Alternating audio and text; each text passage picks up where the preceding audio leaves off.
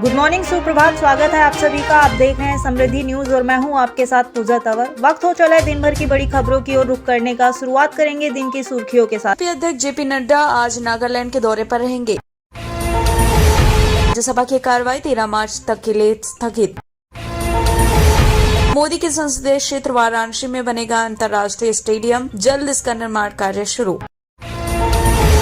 BJP के कार्यकर्ताओं ने कहा, श्री रामचरितमानस पर बयान को लेकर माफी मांगे मौर्य, नहीं तो घुसने नहीं देंगे काशी में। राष्ट्र बनाने के सवाल पर कमलनाथ की 2 टूक धीरेन्द्र शास्त्री से मिलकर बोले, देश संविधान से चलता है। उत्तराखंड में खस्ता हाल, मदरसे बनेंगे हाईटेक, सरकार ने बनाई कमेटी। चुनाव के लिए 16 फरवरी को नहीं होगा मतदान, सुप्रीम कोर्ट में 17 को सुनवाई। मियामी में नीरव मोदी के फ्लैट पर नहीं लगी बोली, अब घटाई गई कीमत, फिर से होगा ऑक्शन। हिंदू अधिकारी को 28 फरवरी तक विधानसभा से निलंबित किया गया। रशिया में रह रहे नागरिकों को यूएस की चेतावनी, जल्द अमेरिका लौटे सभी। भाजपा अध्यक्ष जेपी नड्डा आज कोहिमा पहुंचेंगे। नड्डा कोहिमा में भाजपा के राज्य मुख्यालय में नागालैंड विधानसभा के आगामी चुनाव के लिए पार्टी की घोषणा पत्र जारी करेंगे। पीएम मोदी ने कांग्रेस पर निशाना साधते हुए बड़ा बयान दिया। उन्होंने कहा कि कांग्रेस को सैनिकों के पराक्रम पर शक था, सीमा सड़क बनाने से डरती थी कांग्रेस। कांग्रेस नेता राहुल गांधी के खिलाफ लोकसभा सचिवालय ने नोटिस जारी किया। ये नोटिस पीएम मोदी के अभिभाषण पर राहुल द्वारा लगाए गए आरोपों पर किया गया है। बेंगलुरु में एशिया के सबसे बड़े एयर शो का आयोजन किया गया। इसमें 80 से ज्यादा देश शामिल हुए। इस मौके पर पीएम मोदी ने कहा कि भारत की ताकत लगातार बढ़ रही है। उद्धव ठाकरे ने उत्तर भारतीयों को संबोधित करते हुए भाजपा और पीएम मोदी पर जमकर निशाना साधा। कहा कि मैं हिंदू हृदय सम्राट बाला साहेब ठाकरे का बेटा हूं। हिंदुत्व तो क्या है ये मुझे बताना है। बागेश्वर धाम के बाबा धीरेन्द्र शास्त्री ने बड़ा बयान दिया। उन्होंने कहा, उनका लक्ष्य देश को हिंदू राष्ट्र बनाना है। मुख्यमंत्री देवेंद्र फडणवीस ने भरोसा जताया है कि आने वाले विधानसभा चुनाव में बीजेपी और एकनाथ शिंदे के गुट वाला गठबंधन फिर से सरकार बनाएगा। वे 200 से ज्यादा सीटों पर जीत हासिल करेंगे। राजधानी दिल्ली के मेहरौली में विकास प्राधिकरण द्वारा अवैध निर्माण के खिलाफ अभियान लगातार चलाया जा रहा है। अभियान तीसरे दिन भी जारी रहा। वहीं डीडीए के इस अभियान के खिलाफ स्थानीय लोगों ने विरोध प्रदर्शन करते हुए सड़क पर भी उतर रहे हैं। नोएडा में खुलेगा लखनऊ से भी बड़ा लुलु मॉल। फूड कोर्ट में बैठ सकेंगे 3000 लोग। नोएडा अथॉरिटी के साथ लुलु ग्रुप ने 2500 करोड़ रुपए के एमओयू पर साइन किए हैं। इस मॉल में 15 मल्टीप्लेक्स स्क्रीन की व्यवस्था होगी। यूपी राजभर ने स्पष्ट शब्दों में कहा है कि यूपी का मुसलमान बीजेपी को वोट करने जा रहा है। उन्होंने कहा, लखनऊ के लाखों मुसलमान बीजेपी के साथ खड़े हैं और उनका वोट भी बीजेपी को ही जाता है। वरुण गांधी को मोदी सरकार में अब तक क्यों नहीं मिला मंत्री पद? अब वरुण गांधी ने खुद खुलासा किया है कि प्रधानमंत्री के दौरान उन्हें मंत्री बनाने का ऑफर मिला था, लेकिन उन्होंने उसे ठुकरा दिया। अल्पसंख्यक मामलों के राज्य मंत्री बारला ने कहा कि देश के ईसाई समुदाय ने राष्ट्र निर्माण में बहुत योगदान दिया, लेकिन उन्हें वो सम्मान नहीं मिला जिसके वो हकदार हैं। केंद्रीय मंत्री गजेंद्र सिंह शेखावत का फोन टैपिंग मामले में राजस्थान के मुख्यमंत्री अशोक गहलोत के ओएसडी लोकेश शर्मा को जांच में शामिल होने के लिए क्राइम ब्रांच ने नोटिस भेजा। कमल हासन, जो एक भारतीय फिल्म अभिनेता, राजनीतिक पटकथा लेखक और फिल्म निर्माता हैं, उन्होंने अपने प्रतिद्वंदी किसी व्यक्ति को नहीं बल्कि जाति को करार दिया। लेकिन मुख्यमंत्री केजरीवाल ने कहा कि भगवंत मान के नेतृत्व में पंजाब की कानून व्यवस्था में काफी सुधार हुआ है।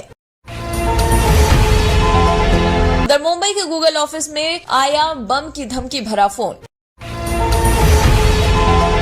राष्ट्रपति पारस ने खुद को बताया रामविलास का सियासी वारिस। वजह भी गिनाई, बोले चिराग सिर्फ संपत्ति पर कर सकते हैं दावा।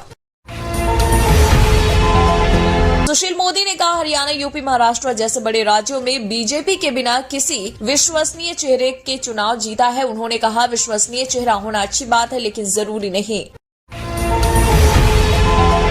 जम्मू कश्मीर को रोजगार, व्यापार और प्यार चाहिए। भाजपा ने बुलडोजर दिया। केंद्र की मोदी सरकार पर बरसे राहुल गांधी।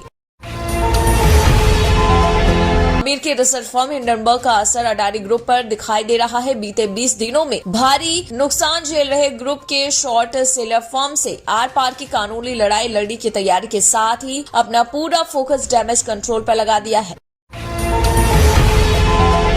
इसके लिए कर चुकाने से लेकर लागत में कैश बचाने तक ध्यान केंद्रित किया जा रहा है। वहीं शेयरों में आई सुनामी के चलते नुकसान के बाद अडानी ग्रुप से अब अपने रेवेन्यू ग्रोथ टारगेट को 40% से घटाकर करीब आधा कर दिया है।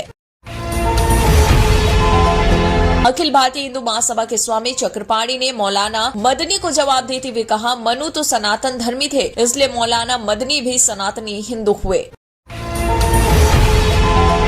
मौलाना मदनी के बयान पर बीजेपी सांसद हरनाथ सिंह यादव ने भी पलटवार करते हुए कहा कि सनातन धर्म दुनिया का सबसे पुराना धर्म है, नहीं पता वो कौन से धर्म की बात कर रहे हैं।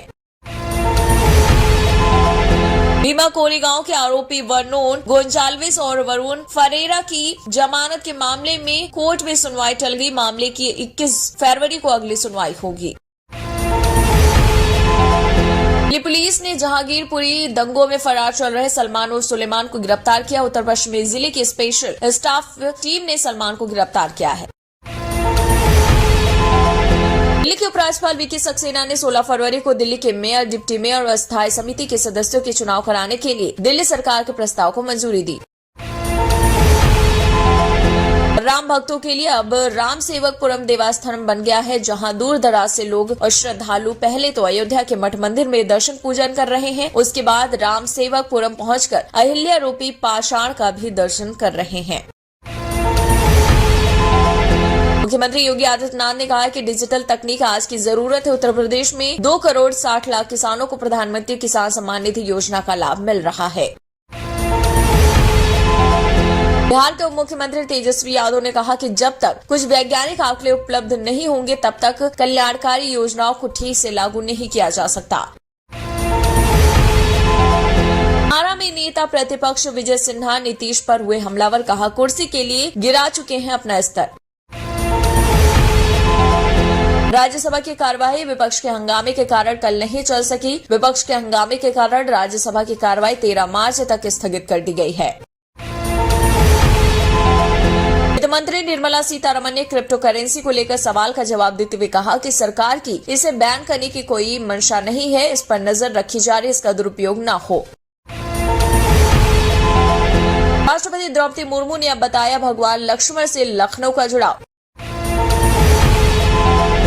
मुर्मू के इस बयान पर यूपी के डिप्टी सीएम ब्रजेश पाठक ने इसी मुद्दे पर अपनी राय व्यक्त की और कहा, ये सर्वविदित है कि लखनऊ पहले लक्ष्मणपुर ही था, लेकिन अभी कोई पत्रावली नहीं है जिसके बिना पर नाम बदला जाए। कर्नाटक में बीबीसी की विवादित डॉक्यूमेंट्री की स्क्रीनिंग रोकने पर बीजेपी नेता समेत 7 को हिरासत में लिया गया। हमारे एयर स्पेस में कई बार देखे गए चीन के जासूसी गुब्बारे, ताइवान ने दावा किया। अमेरिका में मार गिराए गए यूएफओ में लटके हुए थे कई तार, यूएस ने जारी किया बयान। तुर्की और सीरिया में भूकंप से मरने वालों की संख्या 35,000 के पार। अमेरिकी एयरफोर्स ने इस हफ्ते के अंदर मार गिराया चौथा फ्लाइंग ऑब्जेक्ट, मलबे की तलाश जारी। दिल्ली पुलिस ने बेंगलुरु हवाई अड्डे से एक 40 साल के डॉक्टर को अपनी पत्नी को 3 तलाक देने के आरोप में गिरफ्तार किया। बता दें वो ब्रिटेन जा रहा था। जम्मू कश्मीर विधानसभा सीटों के परिसीमन को चुनौती देने वाली याचिकाओं को सुप्रीम कोर्ट ने खारिज किया और कहा कि केंद्र सरकार को परिसीमन आयोग बनाने का अधिकार है। मौत का कुआं शो में बड़ा हादसा हो गया। आपको बता दें वेस्ट बंगाल में स्टंटमैन ने कंट्रोल खो दिया, जिसके चलते दर्शकों पर चढ़ा दी बाइक, जिसके चलते 9 घायल। पीएम मोदी के नेतृत्व वाली केंद्र सरकार ने ऐलान किया है कि स्मार्ट सिटीज मिशन के तहत आगरा, वाराणसी, पुणे और अन्य सहित पहले 22 शहरों की मार्च 2023 तक तैयार होने की उम्मीद। पाकिस्तान में हालात बेहद खराब हैं और अब कंगाली की राह पर है। कंगाल पाकिस्तान अब शाहबाज सरकार के महंगाई का परमाणु बम गिरा दिया है। खाने पीने के सामान के बाद पैरासिटामोल नामक दवाई के दाम में बढ़ोतरी की गई। सूत्रों के हवाले से बताया गया है कि चीन 2035 तक अपने परमाणु हथियारों की संख्या बढ़ाकर 900 करने की योजना बना रहा है। परीक्षा का आयोजन 21 से 31 मई तक होगा। इस बार ये परीक्षा विदेश में 24 केंद्रों पर आयोजित किया जाएगा, जिसमें वॉशिंगटन डीसी और मॉस्को शामिल है। बॉर्डर गावस्कर ट्रॉफी का तीसरा टेस्ट मैच 1 मार्च से 5 मार्च के बीच धर्मशाला में खेला जाना था, लेकिन अब ये मैच इंदौर के होलकर स्टेडियम में खेला जाएगा। श्रीनगर के जम्मू कश्मीर में इस सप्ताह मौसम साफ बना रहेगा। धूप खिलने से जम्मू में ठंड से थोड़ी राहत मिलेगी, तो वहीं उत्तर भारत के कई राज्यों में ठंडी हवाओं का दौर जारी रहेगा। तुर्की भूकंप की भविष्यवाणी करने वाले फ्रैंक होगर बीट्स की चेतावनी कि अगला भूकंप अफगानिस्तान से शुरू होगा और पाकिस्तान भारत को पार करने के बाद हिंद महासागर में खत्म होगा।